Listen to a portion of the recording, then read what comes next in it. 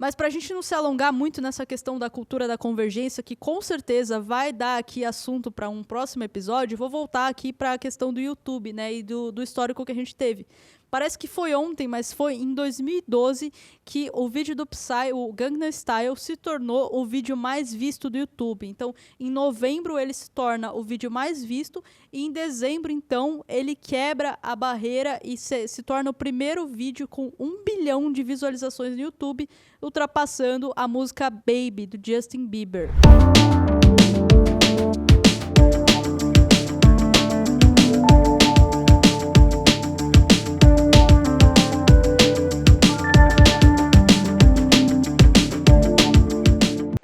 Fala galera, aqui é o Ricardo, estamos começando mais um podcast Papo de Marqueteiro e hoje eu estou com a Dani. Dani, qual é o tema de hoje?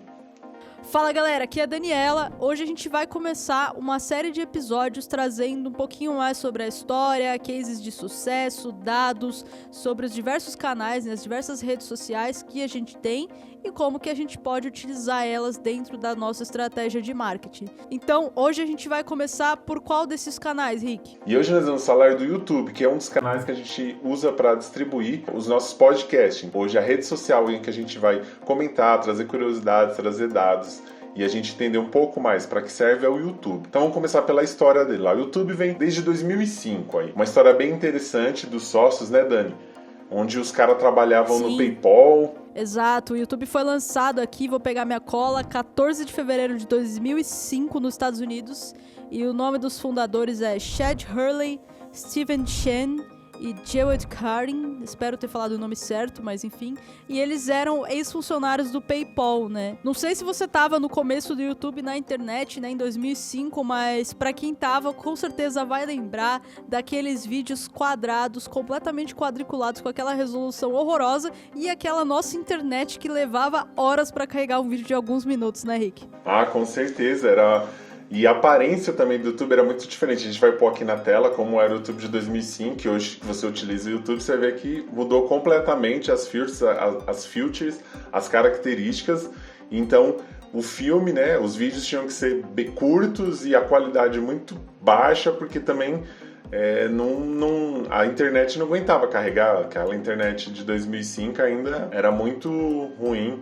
Não, com certeza. A gente tinha uma internet muito fraca, né? O YouTube tinha que ter vídeos extremamente leves e o trabalho de UX era muito incipiente ainda, né? Então, você percebe que ao longo dos anos ele foi evoluindo, né? A sociedade como um todo foi evoluindo e a gente foi fazendo ali, né, um trabalho de UX para deixar a interface cada vez mais agradável para os usuários. E se você pensar, para a época, talvez, em comparação com os outros sites, não sei, talvez era dentro do padrão que tinha, né? Acho que não era só o YouTube que tinha esse UX meio... Acho que os outros sites também usavam esse tipo de... Até de curiosidade que os sócios eram um designer e 2 programadores. Então acho que era bem estranho o UX da época também, né? Não só do YouTube. Sim, né? Se a gente for pensar, é um pouco ali dos primórdios, né? Do Google, do YouTube.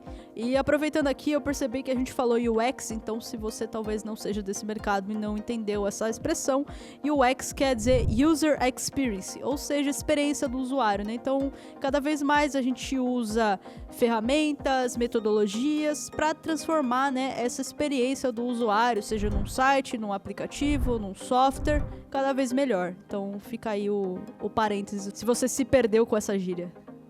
Inclusive, o primeiro vídeo postado é por Karim, um dos fundadores, que tem 18 segundos. Deixa eu dar uma olhada aqui na minha cola. Qual que é o nome mesmo dele? O nome desse vídeo é Me at the Zoo. Ou seja, era um vídeo onde ele tava ali, né, no zoológico, fazendo um passeio e tudo mais. Bem naquela pegada de vlog, né? Que a gente foi ver muitos anos depois, né, viralizar. Sim, e aí, se você pensar já nos primórdios, o primeiro vídeo postado, eles já trouxeram a ideia de que o YouTube seria uma rede social para criação de conteúdo, para compartilhar conteúdo, e você ser o criador de conteúdo. Então, ali já é os primórdios de que a ideia deles era seja criador de conteúdo, né? Sim, inclusive até a escolha do nome remete a isso, né? Então, se a gente for ver, you ali, né, vem de você, e tube vem de tubo, que era uma gíria que eles usavam pra televisão.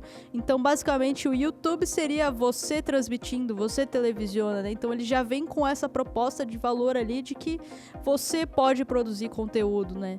É bem inovador pra época, eu diria. Sim, bem inovador. Então, coloca aqui já a ideia de ter os criadores de conteúdo dentro da rede, daquilo que você mais gosta de fazer, aquilo que você queria compartilhar. Vem aí os vlogs, né, como você falou mesmo, bem no estilo vlog, onde muito simples o vídeo, ele estava no zoológico, ele fala onde que era o zoológico e o que ele estava fazendo ali, 18 segundos já corta o vídeo. Então, assim, já traz essa coisa do YouTube bem simples, né, de você construir e criar um conteúdo do dia a dia, do que você faz no dia a dia. Às vezes o YouTube ele pode ser uma coisa mais produzida, mas você já vê do primeiro vídeo uma ideia de que é um conteúdo que você faz do dia a dia. Sim, ele já vem com essa proposta, né, de ser alguma coisa muito pautada no que você registrava, né, do seu dia a dia, coisas que você achava interessante, que você queria registrar e compartilhar com as outras pessoas. Se você for ver, né, todas as redes sociais, elas têm um pouco desse intuito, né, até eu não vou falar sobre isso, porque acho que isso pode ser a próxima rede que a gente vai falar, mas o Instagram ele também surge como isso, né, quando você compartilhava as fotos do que você estava fazendo. E o YouTube é muito isso, né, ele compartilhava ali vídeos curtos de coisas simples do dia a dia, e hoje, se a gente for ver, muitos dos conteúdos que mais engajam são os conteúdos que são menos produzidos, né, do dia a dia ali, que tem uma verdade e uma autenticidade muito grande. A gente trazendo um pouquinho aí para marcas, né? Uma marca que logo percebeu, logo lá no início, em 2005, que esse tipo de vídeo poderia ter uma potência muito grande, foi a Nike, no qual ela faz um comercial para ser passado no YouTube, onde ela leva uma chuteira até o campo e o Ronaldinho Gaúcho veste essa chuteira e chuta no travessão. Então ele acerta 3 vezes o travessão, tentando fazer uma alusão que a chuteira da Nike daria essa possibilidade dele chutar melhor. Então lá em 2005, quando você vê o jeito que foi filmado, era muito uma ideia de caseiro, que alguém entrou em campo e ficou filmando. Então ali uma empresa já tinha sacado também que o YouTube traria essa linguagem um pouco mais informal. Não, com certeza. E você vê que apesar de ser muito mais tradicional hoje, né, de ser muito mais popular essa questão da utilização das redes sociais por empresas, né, dessa questão às vezes até do B2B, isso é uma coisa que vem crescendo, né, há vários anos, e com certeza empresas que saíram na frente, como a Nike, hoje são algumas das pioneiras, né, nessa questão de criação de conteúdo, de branding, muito reforçado ali, né, pelas redes sociais e por todos os canais, né, bem omnichannel mesmo. Então, com a popularidade da rede social, as pessoas tiveram muita aderência à rede e começaram a criar muitos conteúdos, surgindo aí muitos criadores de conteúdo e também chamando a atenção de outras empresas, outros players do mercado, grandes players, para ficar de olho nessa rede. Então, em 2006, o Google compra o YouTube por 1,65 bilhões de dólares.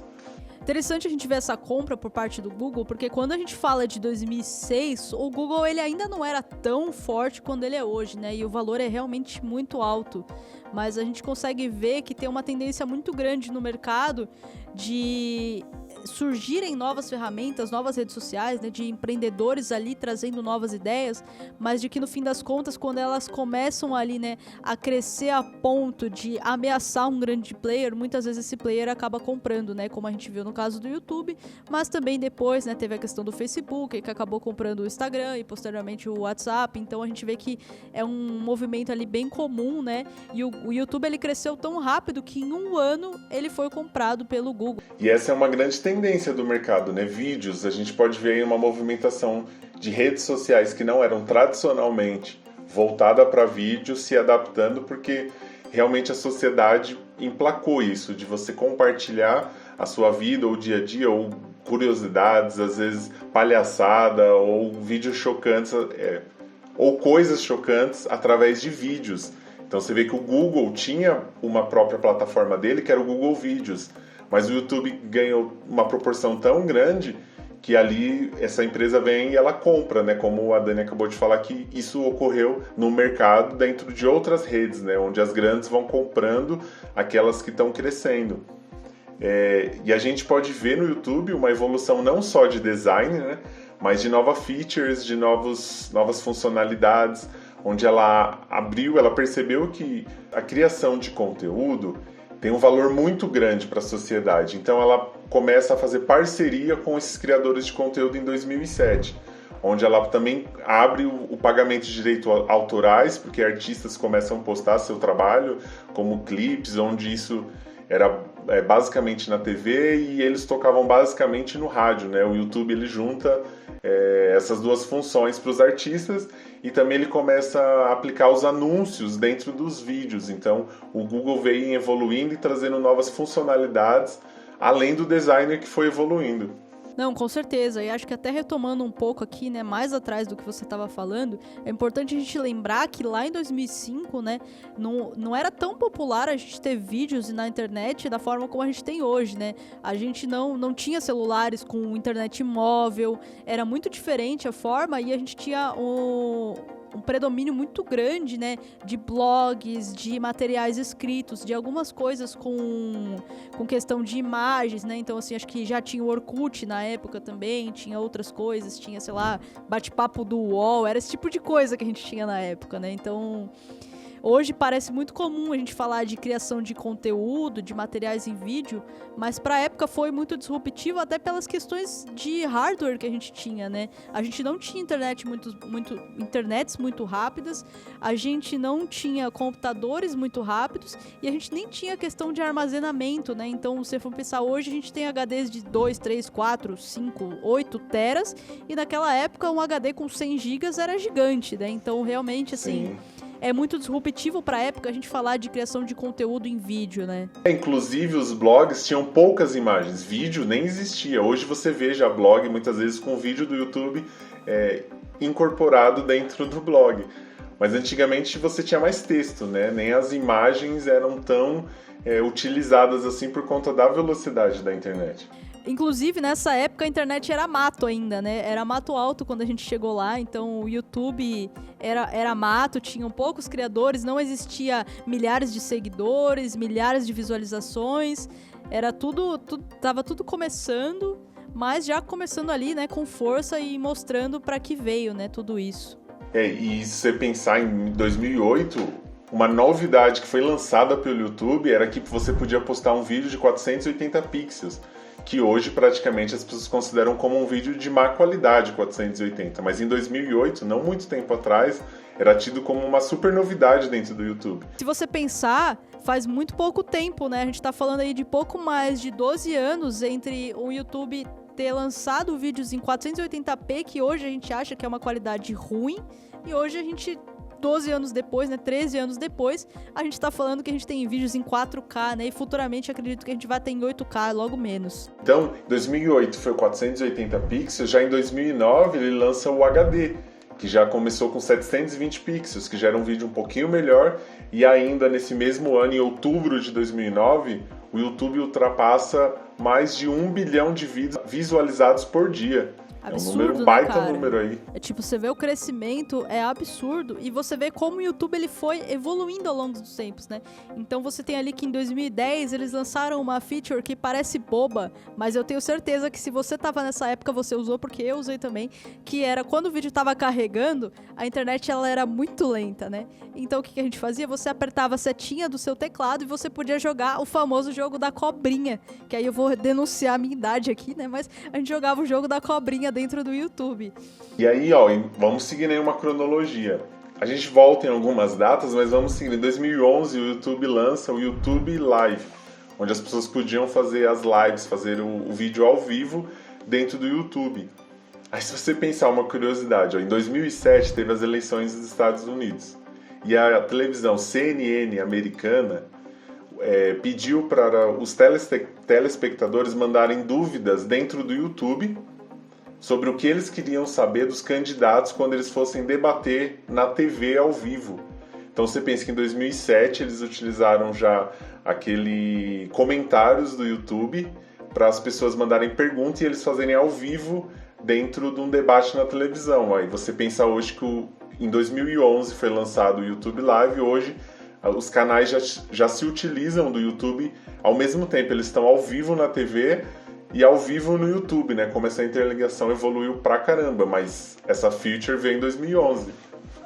Não, interessante você colocar esse ponto, Rick, porque se pensar em 2007, a gente já tá falando de conceitos transmídia, né, de cultura da convergência. Você tem aí, né, o Henry Jenkins, que trouxe ao mundo esse conteúdo com questão do livro dele, né, Cultura da Convergência.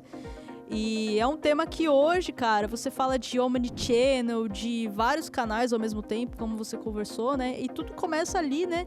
Há pouco tempo atrás, mas ao mesmo tempo tem uma evolução gigantesca de lá pra cá. Sim, uma evolução de... você pensar de como hoje tudo praticamente se conversa. Quando alguém lança um negócio numa rede, a outra comenta daquela rede...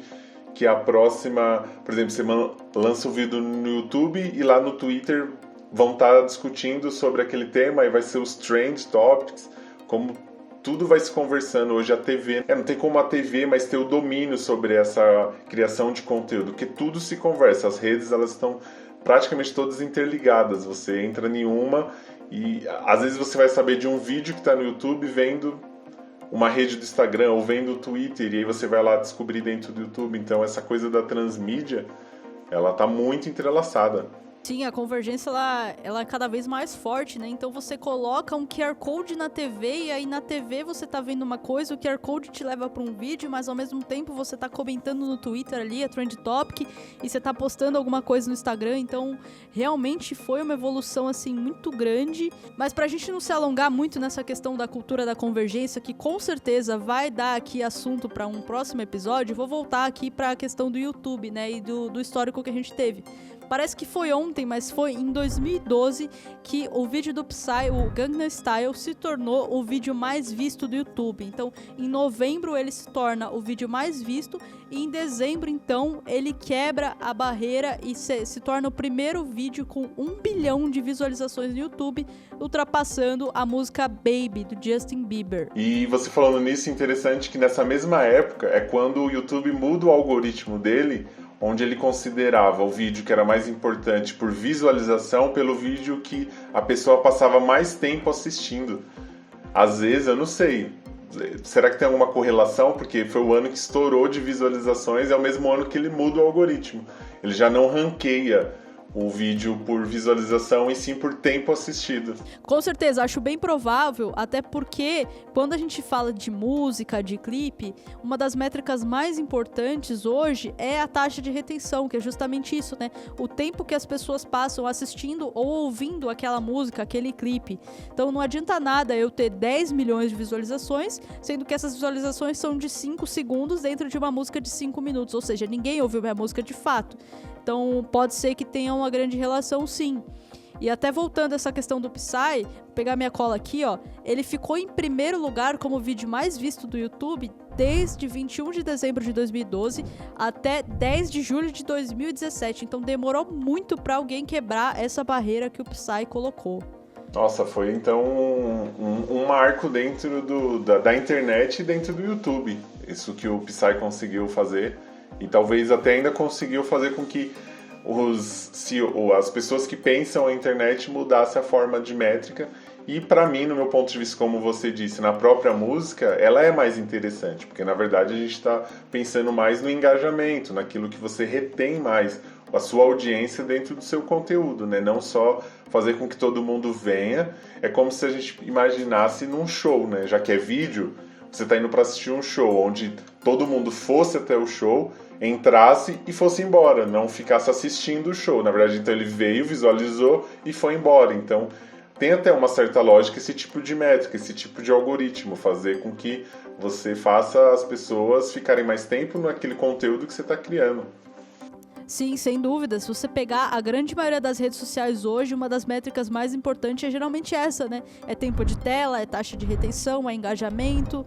porque é isso que importa para essas redes, né? Vamos lá, o YouTube ele monetiza a partir de anúncios que são colocados nos vídeos dos criadores de conteúdo.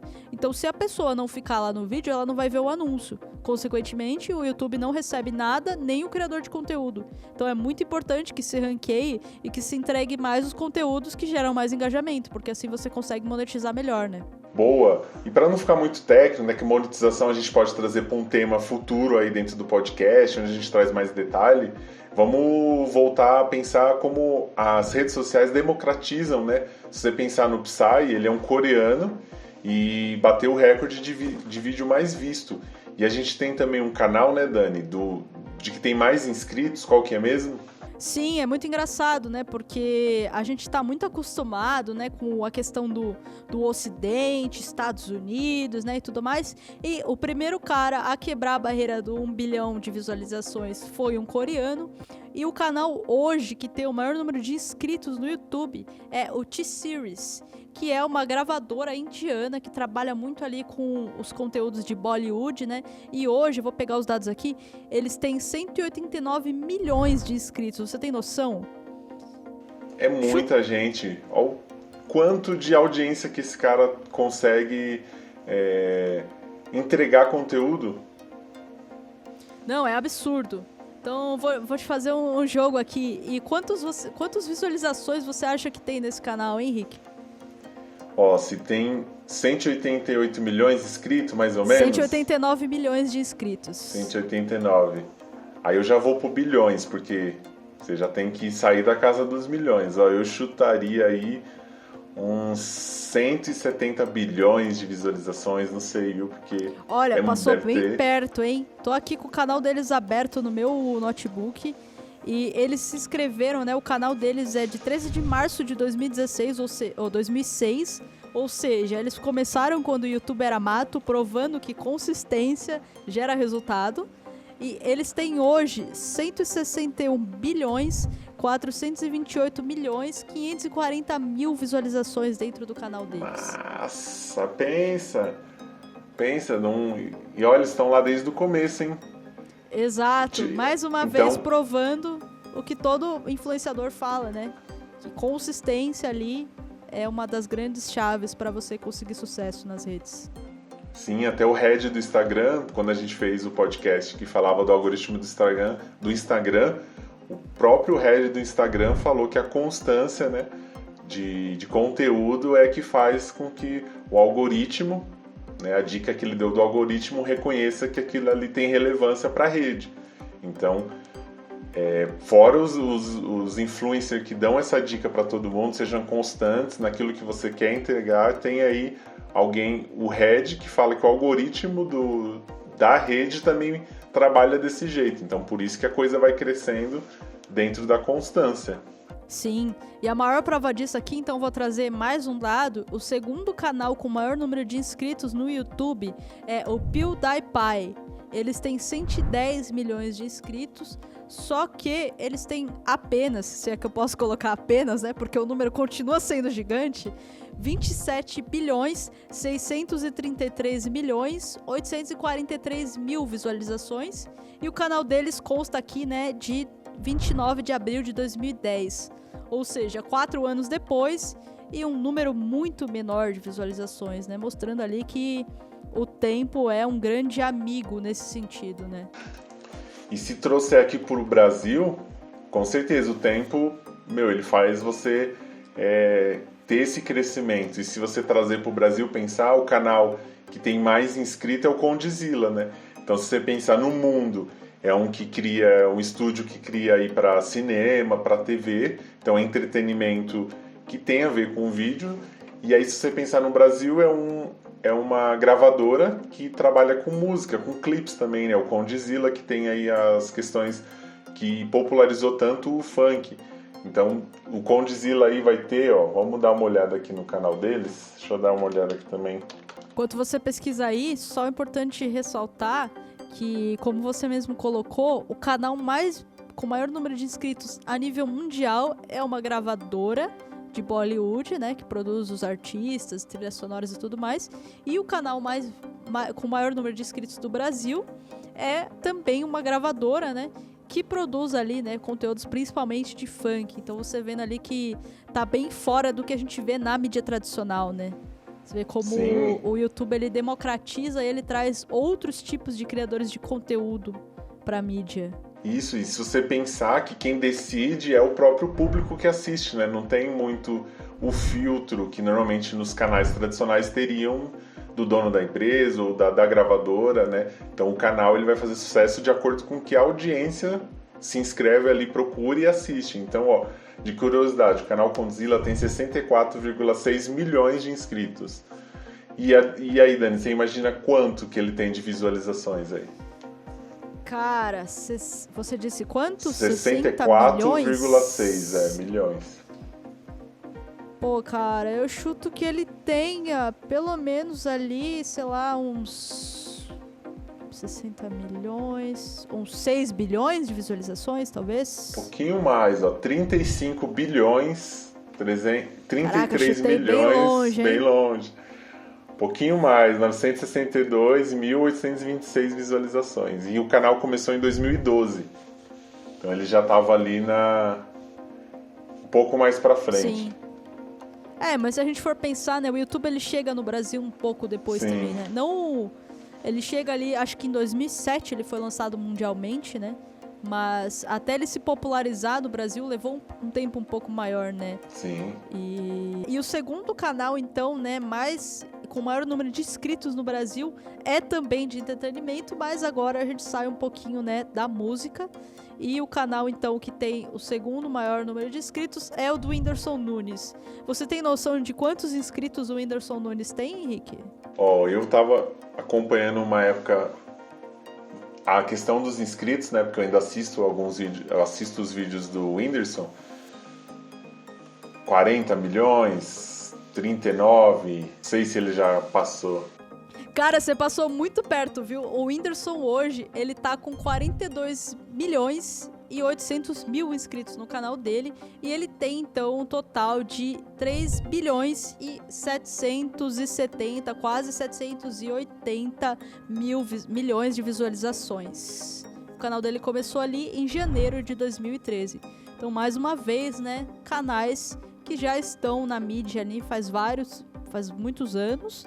Mas isso não quer dizer que não tenham canais, né, que surgiram há pouco tempo que também tenham resultados expressivos. Sim. Se você pensar, enquanto você estava falando esses números e eu falei do Condzilla, você vê que esses dois canais com mais inscritos, mas que tem mais visualizações, tem a ver com música. Talvez tenha a ver com comportamento, né, também. Porque música, às vezes, você vai rodar ali várias vezes, né? Você vai escutar. E às vezes um conteúdo, por exemplo, do Whindersson Nunes, que é mais engraçado, nem sempre a pessoa põe o looping ali para ficar escutando várias vezes aquela mesma fala, a mesma piada. Talvez ele tenha quando ele faz as paródias, que também tem a ver com música, assim. Não estou querendo dizer que isso é um dado, que isso é fato nessa correlação que eu fiz. Eu estou só fazendo um achismo aqui, que talvez por esses números aí, que os canais que trabalham com música tem... Tipo, você vai lá para muito mais visualizações, por exemplo, como o Condzilla, já com 46 bilhões. E ele tem um número de inscritos parecido com o do Whindersson, que já tem 3 bilhões. E se você vê que o número de inscritos não é tão distante assim, eles estão até próximo. Talvez ainda a música, essa questão dos clipes da música, ela ainda tem uma retenção maior do público, da audiência dentro da plataforma, para o pessoal ficar ali assistindo, se mantendo dentro da plataforma. Sim, é que eu acho que veio um hábito, né, que a gente foi mudando ao longo dos tempos, que é a questão da forma como a gente consome música, né? E o YouTube é uma das maiores plataformas onde as pessoas consomem música, né? Tudo bem que hoje a gente tem Apple Music, Spotify, Deezer, que são plataformas que cresceram muito, a gente pode até trazer um tema sobre isso futuramente, mas eu vejo que muitas pessoas acabam usando o YouTube ali como uma trilha sonora do dia a dia. Então a pessoa vai lá, ela entra numa playlist, né, que você tem playlists do YouTube também, e ela coloca e deixa aquilo rodando o dia inteiro. Então, realmente, você vai ter um número de visualizações muito grande. Tanto que, se você for ver, a maior parte dos maiores vídeos visualizados no YouTube, né, que tem muitos bilhões de visualizações, são vídeos de clipes, né, como foi o Psy no começo, tinha o Justin Bieber, hoje um dos vídeos mais visualizados é Despacito. Então, realmente, ali tem essa questão da música, mas o YouTube, ele também tem muitas outras ali, né, áreas trabalhadas, como é o caso da galinha pintadinha, não é não, Rick? Sim, a galinha pintadinha também tem aí, ó, ela tá desde 2006, 30 de agosto de 2006, tá com 27,6 milhões de inscritos e de visualizações aí tá com 19 bilhões 936 bilhões 922 mil 917, que tem a ver aí com entretenimento infantil também, né? Sim. E a gente vê aí esse tipo de conteúdo crescendo. Que eles até lançaram, né, o YouTube Kids. E hoje, quando você posta um vídeo no YouTube, né, você tem que informar se aquele conteúdo é infantil ou não. Até porque, por exemplo, quando você coloca lá, né, quando você faz o upload e aciona que o teu vídeo, ele é um conteúdo para crianças, ele bloqueia os comentários. Você não pode comentar num vídeo que é permitido para crianças, né? Até para você ter essa curadoria, né, e você não expor crianças a conteúdos ali que não são adequados à idade delas. E ainda nessa esteira aí, se a gente for ver, o YouTube agora ele não é só uma plataforma de entretenimento. As pessoas têm buscado cada vez mais o YouTube para se informar, para aprender. Tem muitos tutoriais, tem canais de escolas, de professores onde estão ensinando. Então essa mudança aí de só entretenimento ou só de vlog tem sido feita aí de uma forma bem grande também dentro do YouTube, né? Sim, até foi criado, né, um novo termo que são os edutubers, né? Se você tinha os youtubers, agora você tem os edutubers, que são os criadores de conteúdo focados em educação, né? Então, 2 dados interessantes que eu tenho aqui para trazer é que uma pesquisa feita pelo Google em 2018 diz que 9 em cada 10 brasileiros usam o YouTube para estudar. Então você vê que assim é realmente um número muito grande de pessoas, né? 90% da população brasileira ali usando o YouTube para estudar. Eu uso, acredito que você também use, né, Rick? Sim, eu uso e eu fiquei pensando agora o que seria da pandemia se toda essa evolução aí, principalmente com a ajuda do YouTube, não tivesse sido feita no nosso dia a dia, hein? Porque Sim. Ficou praticamente um ano aí tendo aula por vídeo. Com certeza. Só que tudo isso ajudou porque o YouTube já veio criando essa cultura do vídeo, essa cultura do aprendizado através do vídeo, né, da distância. Tô muito grata aí a diversos criadores de conteúdo que me ajudaram com várias coisas no YouTube, né, seja questão de fotografia, de música, de programação, enfim, de várias coisas. E outro dado interessante... Pra cozinhar. Com certeza, cara. Eu sou a rainha de buscar receitinhas fit, receitinhas em geral lá no YouTube. Sou grande consumidora desse tipo de conteúdo. Mas o YouTube, ele não se restringe, né, a um conteúdo ali, né, de educacional mais extracurricular. A gente tem um estudo da Pearson, que é um dos maiores grupos educacionais do mundo, né, realizado ali em 2018, que diz que 59% dos estudantes da geração Z consideram o YouTube a melhor ferramenta para estudar e 55% desses afirmam que o YouTube contribuiu muito ali, né, na tua formação. Então você vê que o YouTube, ele não se restringe unicamente ali, né, a um tutorial de como fazer um bolo ou de como tirar a melhor fotografia, mas tem muitas pessoas aprendendo com isso, né? Um grande exemplo disso é o professor Jubilô, né, que tem quase 3 milhões de inscritos, fala sobre biologia. Então, para quem tá boiando aí o que seria a geração Z, são esses jovens aí até 24 anos, essa geração do 24 para baixo, né? Os millennials são ali da geração do 25 ao 40, que é a geração que estamos. É a geração que foi carinhosamente apelidada de cringe, né? Os antigos. É, a geração cringe. Principalmente em outra rede aí, né? A rede vizinha. Exatamente. Nós somos zoados aí, mas a gente chegou quando a internet era mato, né? Então a gente tá liderando esse movimento aí. esse movimento, com certeza. E até engraçado aqui, né, só para complementar essa questão dos YouTubes educacionais, né, dos canais de YouTube educacional, o próprio YouTube entendeu essa demanda e criou o canal deles. Então eles têm um canal que chama YouTube Edu e ele tá hoje com cerca de 400 mil inscritos, que é do próprio Google em parceria, né, do YouTube, em parceria com ali professores, né. Então, é uma tendência, né? Tanto que foi o que a gente falou no começo desse episódio. Todas as redes estão percebendo que o vídeo, porque ele traz muitas possibilidades, né? A gente já falou aqui culinária, educação, tutoriais que tem a ver um pouco com educação, entretenimento, sobre mentalidade. Então você tem uma pluralidade de assuntos e coisas que são tratadas através do vídeo, que, por exemplo, na imagem você teria que ter o texto. Então a pessoa veria aquela imagem, impactaria, mas ela teria que ler aquele texto. E o vídeo ele já entrega o material que já é de forma de imagem, mas também ele já traz o conteúdo.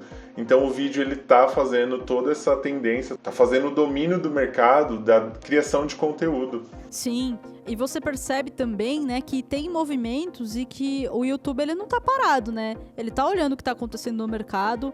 O YouTube, eu acho que foi em 2020 ou talvez 2019, eles lançaram os stories dentro do YouTube, que era um conteúdo curto ali, né, que a proposta era justamente você mostrar os seus bastidores e engajar e aquecer os seus fãs ali, né, para aqueles conteúdos que viriam a surgir depois, né? Tem a questão das estreias também, que foi algum conteúdo um pouco mais recente. Mas eu entendo que talvez os stories ali não tenham encaixado muito bem, né? Porque o YouTube já modificou isso. Os stories, ele era ali para alguns canais específicos, né? Não eram todos os canais que tinham como postar stories, apesar de todos os canais poderem assistir aos stories. E aí eles, então, recentemente, né? Eles lançaram os Shorts, que é uma versão ali, né, muito parecida com os dois maiores concorrentes, né, que estão roubando a audiência do YouTube hoje, que são os apps vizinhos, mais conhecidos como TikTok e Instagram. E é a mesma função que tem em todos, né? O Instagram foi por Reels, que o TikTok que meio que trouxe essa novidade, né, do vídeo já ser criado e ser um pouco mais criativo dentro do próprio aplicativo. Exatamente. Porque o Instagram tentou com algumas figurinhas, mas não tinha uma criatividade na hora de você montar o vídeo no próprio aplicativo, né? E o TikTok já trouxe essa novidade. Sim, e aí volta naquilo que a gente falou, né? De como as coisas acontecem rápido e acaba ficando na mão dos grandes players, né? Então, se você for pensar, os stories, eles surgiram lá no Snapchat, né? Que hoje quase ninguém usa, né? E aí veio o Instagram e incorporou isso dentro deles. E aí, depois de um tempo... O Snapchat se mantém no mercado americano. Sim, no Brasil ele praticamente morreu, né? Poucas pessoas usam. E aí depois, quando você fala de TikTok vindo ali, né, muito forte, principalmente na galera da geração Z, né? E o Instagram, ele rapidamente, né, ele resolve ali combater, acho que combater não seria uma boa palavra, né, mas responder, exato, responder ali ao mercado, e ele cria os cenas, que a gente comentou no episódio sobre o algoritmo, que era uma ideia ali de você fazer uma montagem dentro dos próprios stories como teste, e aí depois surge o Reels. E aí o YouTube vem em resposta a isso e lança o Shorts. Então você vê que os grandes players, né, eles estão se mantendo vivos justamente por essa capacidade de adaptação.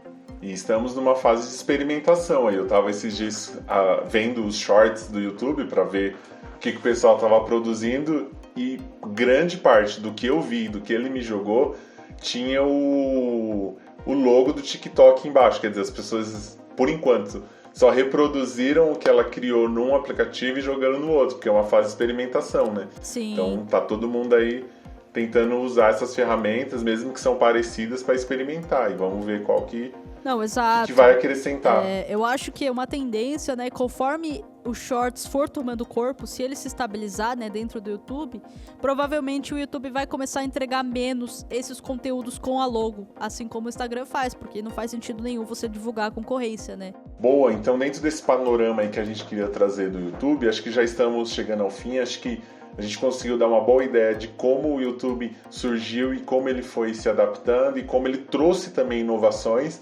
para outras linguagens como TV e outras redes sociais.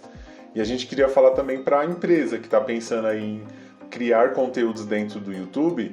Existem várias possibilidades. Você pode desde fazer uma parceria com algum criador de conteúdo que já tenha a sua audiência criada, ou você pode navegar aí pelos temas que a gente foi jogando, que a gente foi colocando aqui, que é, você pode entreter a sua audiência, você pode ensinar na área da educação, trazendo tutoriais, você tem uma gama muito grande aí, né, Dani, para as empresas poderem explorar esse canal, essa rede social.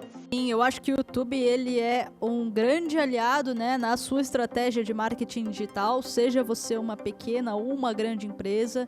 É muito fácil produzir conteúdo para o YouTube, né? Hoje em dia a gente tem celulares que gravam com uma qualidade muito boa, tem formas de você editar dentro do próprio celular, você não precisa ter um super conhecimento técnico de edição de vídeo, de imagem. E eu acho que você pode usar ele de muitas formas, né? Então, desde criar um podcast, como a gente está fazendo aqui para conversar com vocês, você pode ensinar a pessoa a utilizar o teu software, o teu sistema, se você for uma empresa que presta esse tipo de serviço. Você pode gerar conteúdos que agreguem valor ali, tutorial, fazer parcerias, como o Rick comentou. Eu acho que o YouTube ele tem muito a somar na estratégia de marketing digital, porque ele é uma forma ali, né, de você agregar valor, como a gente já trouxe. Muitas pessoas estudam pelo YouTube, muitas pessoas pesquisam no YouTube, então por que não adicionar os conteúdos em vídeo também dentro da sua estratégia de conteúdo, né? Você não precisa usar só o blog, isso não quer dizer que você não deva usar o blog, mas você pode complementar, né, junto com o YouTube. É isso aí, você pode comentar aqui também nesse vídeo o que você achou, ideias que você tenha sobre temas futuros. Então fique à vontade, se você está no YouTube, comente, se você está nos streamings não tem como comentar, mas você pode entrar em contato com a gente pelas nossas redes sociais.